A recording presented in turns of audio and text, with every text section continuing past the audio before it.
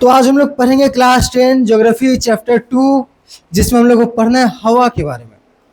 बड़ा ही आश्चर्य होगा जानकर कि कैसे आदमी लोग हवा को जान लिया, हवा के बारे में समझा। हवा को समझना मुश्किल था। काहे मुश्किल था हवा को समझना? क्योंकि हवा दिखाई नहीं देता।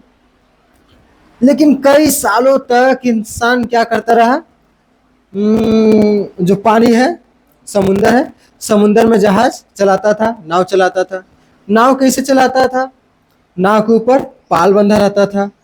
तो वो जो कपड़ा था, हवा किस डायरेक्शन में चल रहा है, किधर जाने से कहाँ जा रहा है, आदमी लोग कई सालों तक इसको पढ़ता रहा। और उसके बाद इंसानों ने हवा को पढ़ लिया। इंसानों ने हवा को पढ़ा तो क्या पढ़ा कि हवा जो है, ये जो हवा है, ये किससे बना है? तो जवाब देता है हवा हवा से बना है। हवा किससे बना है? हवा में तीन चीज है। गैस है, हवा में क्या है? गैस है। छोटा छोटा पानी का बूंद है, छोटा छोटा पानी का बूंद है। और क्या है? थोड़ा धूल है।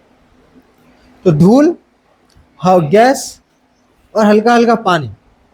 ये जो हवा उड़ रहा है, इसमें क्या है? थोड़ा थोड़ा पानी है, जो हम लोग को ठंडा के दिन में दिखाई देता है।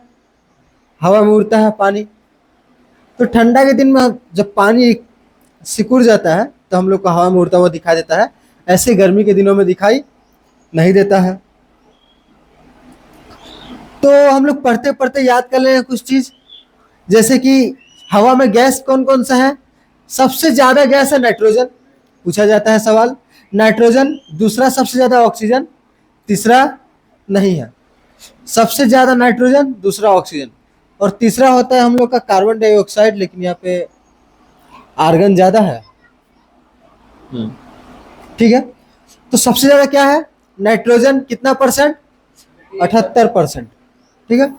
ऑक्सीजन कितना परसेंट है? लगभग 21% हम लोग मान लेते हैं। 20.95% है ना, तो हम लोग क्या मान लेते हैं? 21%। नाइट्रोजन कितना?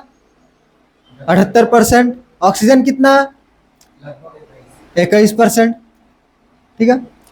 आर्गन 0.93%, ये निष्क्रिय गैस है, इसका कुछ काम धाम नहीं है, इसी घूरते रहता है। और कार्बन डाइऑक्साइड है 0.03%, जो अभी समय में बढ़ते जा रहा है। ठीक है। तो देखो 78%, पूरा इतना में 78% क्या है? नाइट्रोजन। 21% क्या है? ऑक्सीजन। और बहुत थोड़ा सा कार्बन डाइऑक्साइड, आर्गन और बहुत कुछ है। इसके बाद हवा में है वाटर वेपर, पानी का कण। तो पानी का कण क्योंकि हवा में दिखाई नहीं देता, इसलिए बहुत कम है। तो देखो, अगर नाइट्रोजन इतना है, ऑक्सीजन इतना है, पानी का कण बस इतनी सा है। कितना है? 2%। पानी का कण कितना है? वाटर वेपर कितना है? जल वाष्प जिसको बोलते हैं। जैसे हम लोग कपड़ा उपड़ा सुखाते हैं तो पानी, कपड़ा में पानी था, पानी कहाँ गया? हवा में जाके मिल गया। तो ये जो हवा में जाके मिल रहा है, तो कितना परसेंट मिल रहा है? 2% पानी मिल रहा है। और हम लोग को जब खिड़की खुला रहता है और खिड़की से धूप आता है, तो हम लोग देखते हैं कि धूल कर आता है। अच्छा, ठीक। तो क्या है? धूल कर आता है। धूल कर हम लोग को दिखाई देता है। क्या आ रहा है? धूप आ रहा है। ठीक है, खिड़की से धूप आ रहा है। तो हम लोग जब धूप में देखते हैं तो क्या दिखाई देता है? धूल कर।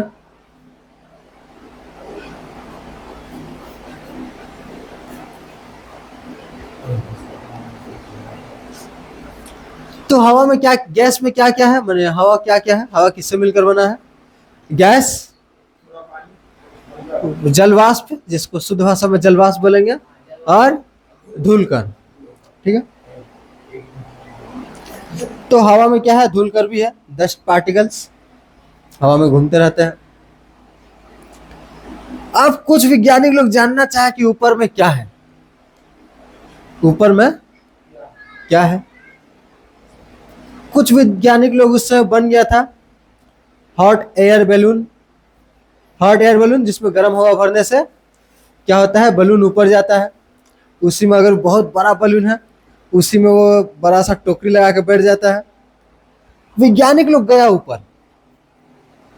देखो ये हॉट एयर बैलून में उड़ते उड़ते ऊपर गया, ऊपर जा रहा है जा रहा है, तो ये लोग पढ़ाई कर रहा है ऊपर के बारे में।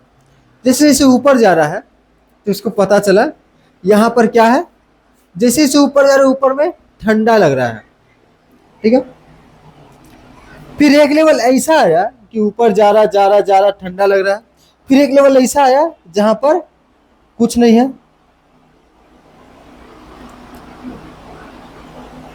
क्या हुआ?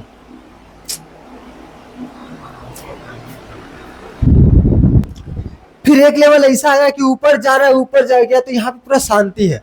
एक समय ऐसा है कि देख रहा है कि उस बादल सब उसके नीचे है, सब बादल नीचे दिखाई दे रहा है, ये ऊपर जा रहा है ऊपर जा रहा है, उसके ऊपर देख रहा है नीचे बरसात हो रहा है, नीचे बिजली गरज रहा है, लेकिन ऊपर में क्या है, यहाँ पे शांति है। यहाँ पे क्या है, शांति है, तो इसका नाम ही क्या रख दिया, स्ट्रेटोस्फेयर, शांत मंडल, ठीक है। जहां पर शांति है उसको क्या नाम दिया गया, शांत मंडल। यह है ट्रोपोस्फेयर। ट्रोपोस्फेयर में वैज्ञानिक देखा कि जितना भी घाटा गरज रहा है, बारिश हो रहा है, सब इसी में हो रहा है, ठीक है। सब बारिश वारिश कहाँ हो रहा है, ट्रोपोस्फेयर। बाद में बतियाना, रहने दो, बोलो ट्यूशन में है। देखो ट्रोपोस्फेयर बादल है, स्ट्रेटोस्फेयर यहाँ पे क्या है, शांति है। यहाँ पे कोई भी यहाँ पे क्या होता है, बारिश वारिश नहीं आता है, यह है शांत मंडल। इसके बाद है मेसोस्फेयर।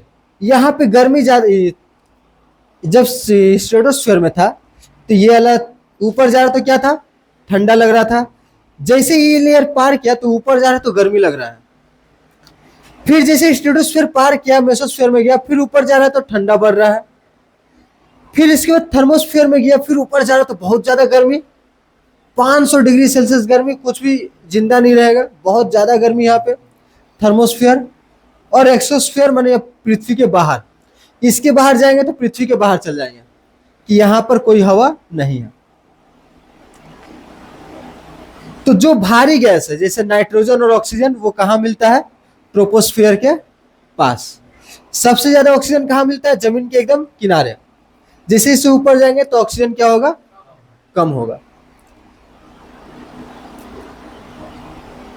जो जेट जहाज होता है वो कहाँ उड़ता है, स्ट्रेटोस्फियर में, काहे कि यहाँ पे बादल बादल नहीं गरजता है, ये जेट प्लेन है, ठीक है।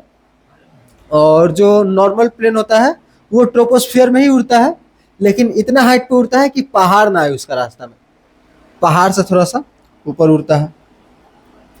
हम लोग कुछ और बात जानेंगे। सबसे पहला क्या है, ट्रोपोस्फियर। सबसे पहला ट्रोपोस्फियर, हिंदी नाम नहीं याद करेंगे, 6 मंडल मैंने पढ़ लेंगे लेकिन याद नहीं करेंगे। कहा है क्या कि एग्जाम में हिंदी का दूसरा नाम भी दे देगा, तीसरा का नाम भी दे देगा, चौथा नाम भी दे देगा, कोई ठीक नहीं है कौन सा नाम देगा। इसलिए अंग्रेजी में एक ही को नाम याद करें, क्या है, ट्रोपोस्फियर। हम लोग किस फेयर में रहते हैं, ट्रोपोस्फियर। जितना भी बादल बादल गरजता है, बारिश वारिश होता है, किस फेयर में होता है, ट्रोपोस्फियर में। बारिश किस फेयर में, ट्रोपोस्फियर में। उसके ऊपर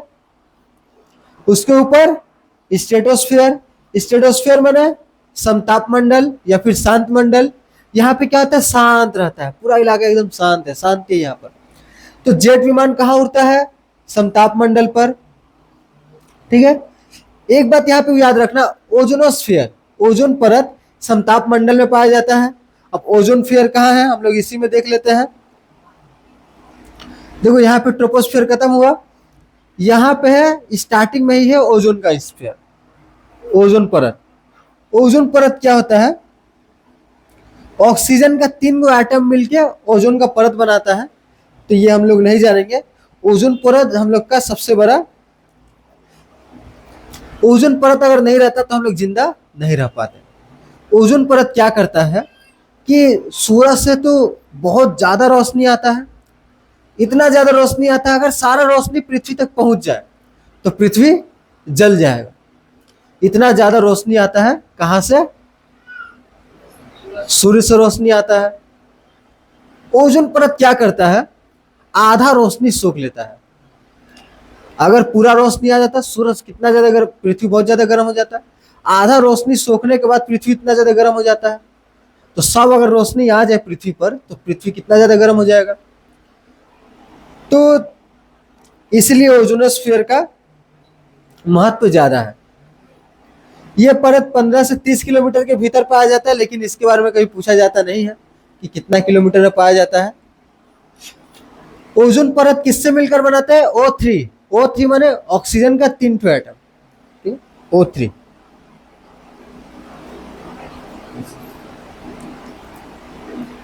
जेट विमान इसी में उड़ता है, याद रखना।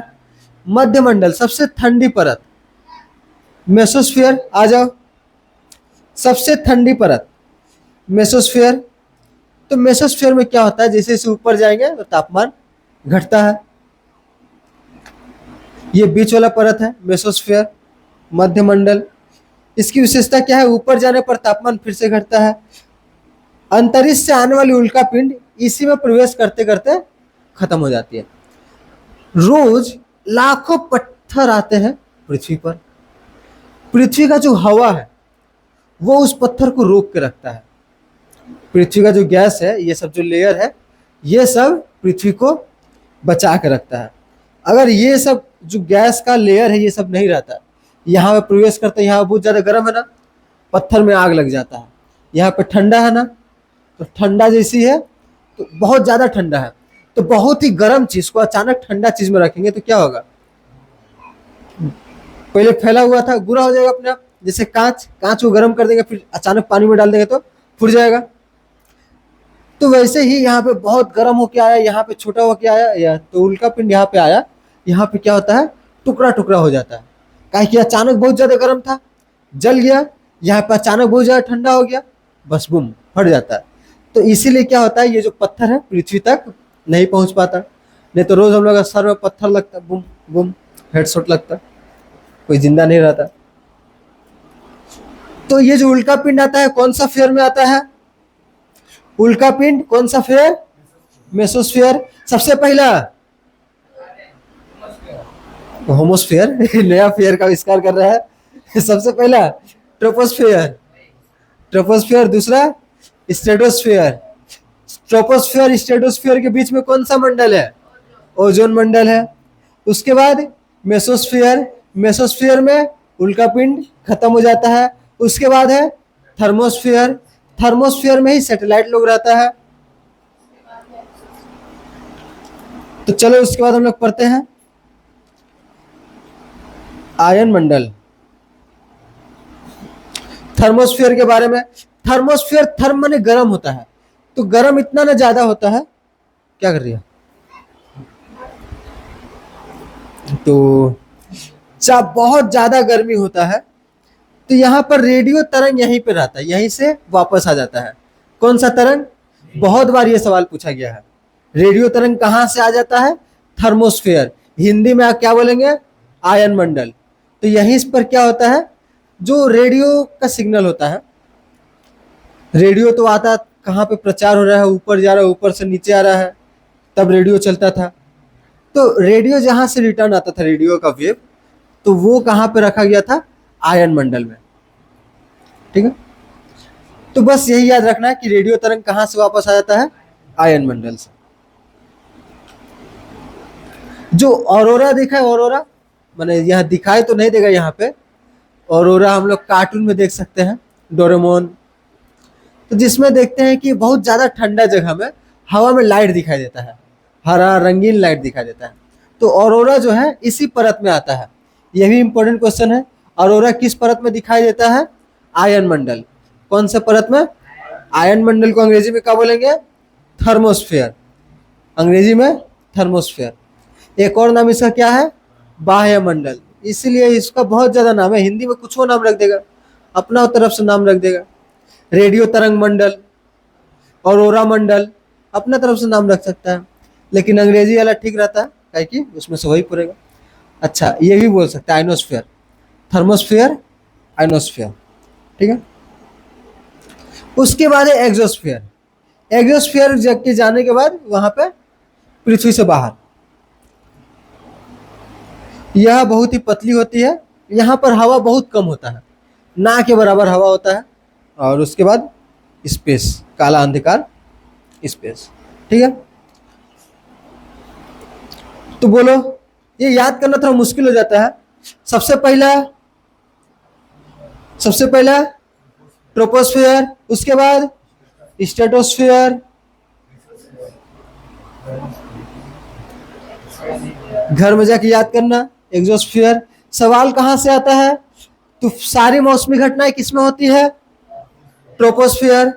सारी मौसमी घटनाएं, बादल गरजना, बादल सब इधर ही है, सारा बादल गरजना, तूफान आना सब इसी में होता है।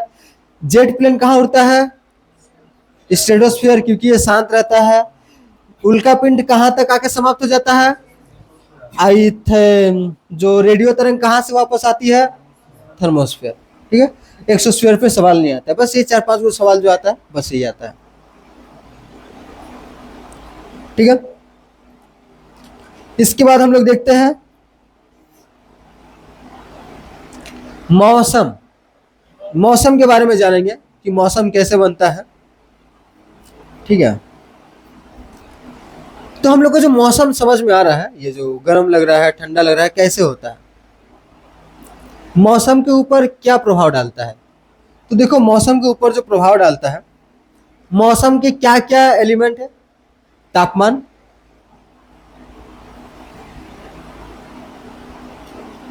तो तापमान किससे प्रभावित होता है? ठंडा होगा कि गर्म होगा? अक्षांश रेखा, मैंने अक्षांश रेखा नहीं, अक्षांश रेखा तो बाद में हम लोग खींच दिया। देखो, ये पृथ्वी है, गोल है। पृथ्वी का जो ज्यादा सूरज जो पड़ता है, ये जो कर्व एरिया है, देखो देखो, इतना लाइट अगर इधर आएगा, सीधा पड़ रहा है, इतना अमाउंट ऑफ लाइट लिए, ये लाइट यहां पर आया, ठीक है, सीधा आ रहा है।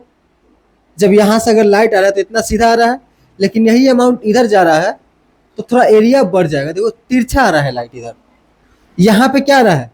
लाइट इधर से आएगा तो सीधा आएगा, यहीं पे वही लाइट क्या हो जाएगा? तिरछा हो जा रहा है ना। हम लोग को पता है, जब लाइट तिरछा पड़ता है तो ज्यादा गर्म नहीं कर पाता है। लाइट अगर तिरछा पड़ेगा तो ज्यादा गर्म नहीं कर पाता है। तो यहाँ पे ठंडा होता है जो तिरछा एरिया है, और यहाँ पर गर्म होता है। तो बीच वाला एरिया में सबसे ज्यादा गर्मी, और जैसे जैसे इधर जाएंगे तो ठंडा ठंडा ठंडा ठंडा, सबसे ज्यादा ठंडा। तो ये है अक्षांश रेखा। अक्षांश रेखा से जितना इक्वेटर से दूर जाएंगे, इक्वेटर माने बीच वाला रेखा से जितना दूर जाएंगे उतना ठंडा हम लोग को लगेगा, उतना तापमान क्या होगा? कम होगा। बोलो, इक्वेटर के पास आएंगे तो तापमान बढ़ेगा, इक्वेटर से दूर जाएंगे तो तापमान घटेगा। ठीक है, हम लोग इधर गर्मी है तो हम लोग कहाँ, इक्वेटर के पास है कि दूर है? पास है। अंग्रेज वाला एकदम गोरा गोरा होता है, उन लोग के पास बहुत ज्यादा ठंडा होता है उधर, तो वो लोग कहाँ है? इक्वेटर के पास है कि दूर है? दूर है। दूसरा चीज जो तापमान को प्रभावित करता है वो है ऊंचाई। कोई पहाड़ों पर घूमने गया है? गया है पहाड़ पर? कहाँ? दार्जिलिंग गया है? एक अमीर बच्चा हम लोग के सामने बैठा है, ठीक है, उसको सब सर गया ना, सर ठीक से बैठिए। तो देखो, जैसे पहाड़ों पर चढ़ा होगा तो गया होगा, गर्मी के दिन में गया होगा, ठंडा के दिन में तो कोई जाएगा नहीं पहाड़ पे, गर्मी के दिन में गया होगा। जब नीचे होगा, तराई अंचल पे होगा, गर्मी लग रहा होगा। फिर जैसे जैसे ट्रेन ऊपर जा रहा है या फिर गाड़ी ऊपर जा रहा है, वैसे वैसे क्या लग रहा है? ठंडा लग रहा है।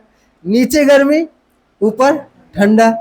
आदमी लोग सोचा ये क्या हो रहा है भाई, यहाँ पे गर्मी और ऊपर जा रहा है तो ठंडा। तो ट्रोपोस्फियर में हम लोग क्या पढ़े? हम लोग ट्रोपोस्फियर में क्या पढ़े? ट्रोपोस्फियर में क्या पढ़े? जैसे जैसे ऊपर जाएंगे तापमान क्या होगा? घटेगा। ट्रोपोस्फियर में तो हम लोग ऊपर जा रहे हैं पहाड़ों पर, तो क्या होता है? तापमान कम होता है। इसीलिए हम लोग पहाड़ों के ऊपर बर्फ जमा हुआ देखते हैं। काहे देखते हैं? काहे कि ऊपर में ठंडा है, वही नीचे में गर्म है। जो सूरज का जो धूप आता है वो सीधा जमीन से टकराता है, हवा में, हवा को गर्म नहीं करता है। किसको गर्म करता है? जमीन को गर्म करता है। इसलिए जमीन का पास वाला एरिया ज्यादा गर्म रहता है। बुझाया? गर्म को प्रभावित करने वाला पहला चीज अक्षांश, जो इक्वेटर है, विषुवत रेखा है, उससे ज्यादा दूर जाएंगे ठंडा, उसके पास रहेंगे गर्मी। उसके बाद क्या है? तापमान को प्रभावित करने वाला ऊंचाई, ज्यादा ऊंचाई पर रहेंगे ठंडा, एकदम जमीन पर रहेंगे तो गर्मी। एक और चीज है समुद्र से दूरी। समुद्र के पास जिसका घर है वो लोग को एकदम ना ठंडा लगता होगा ना गर्म लगता होगा, वहां पर तापमान बड़ा बढ़िया रहता है। ठंडा के दिन में समुद्र से गर्म हवा आता है, अच्छा लगता है, और गर्म के दिन में समुद्र की तरफ से ठंडा हवा आता है। तो सबसे बढ़िया वो लोग का है। गंगा किनारे ही चल जाएंगे तो हम लोग कितना बढ़िया हवा एकदम देखने को मिलता है। ठीक है, जाता है गंगा किनारे, स्कूल बगल में है, हवा आता है बढ़िया,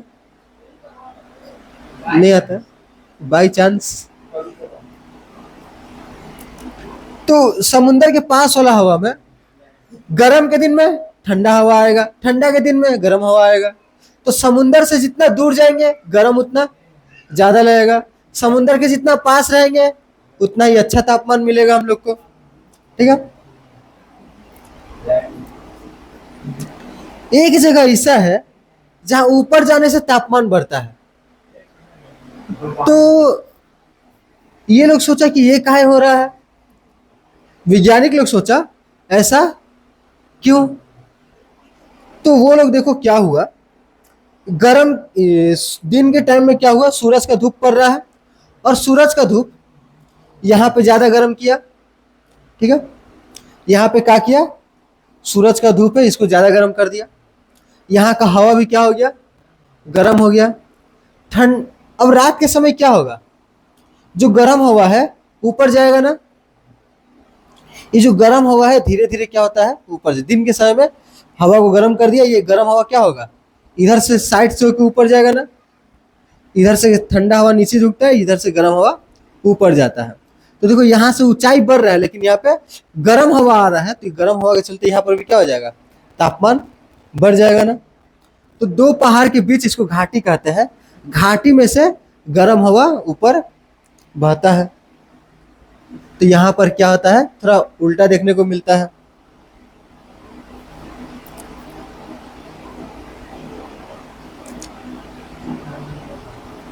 क्योंकि इधर से नीचे से हवा ऊपर जा रहा है तो यहाँ पर एक अलग सा फिनोमेना देखने को मिलता है। अगर यहाँ पर कोई चीज फेंकेंगे वो ऊपर उठता है, माने कोई हल्का चीज फेंकेंगे तो, हल्का चीज फेंकेंगे तो ऊपर जाएगा। तो हम लोग को देखने में जादू की तरह लगेगा, ऊपर जा रहा है, क्यों नीचे कहाँ नहीं जा रहा है, क्योंकि हवा नीचे से तेज आ रहा है। तो ऐसा वीडियो इंटरनेट में देखने को मिलेगा जिसमें ऐसा होता है। फिर वैज्ञानिक लोग जाना, हम लोग को तो हवा का दबाव महसूस होता नहीं है, हम लोग को हवा का दबाव महसूस नहीं होता है। लेकिन अगर हम लोग देखें एटमॉस्फेरिक प्रेशर एक्सपेरिमेंट को हम लोग देखें तो हम लोग को पता चला कि हवा में बहुत ज्यादा दबाव है। देखो इनका एक्सपेरिमेंट हम लोग देखेंगे। आवाज कहां से आ रहा है, देखो तो कहा ये एक्सपेरिमेंट ये वाला क्या होगा, इस डब्बा के अंदर में से सारा हवा बाहर निकाल दे। तो इस वीडियो को देखो,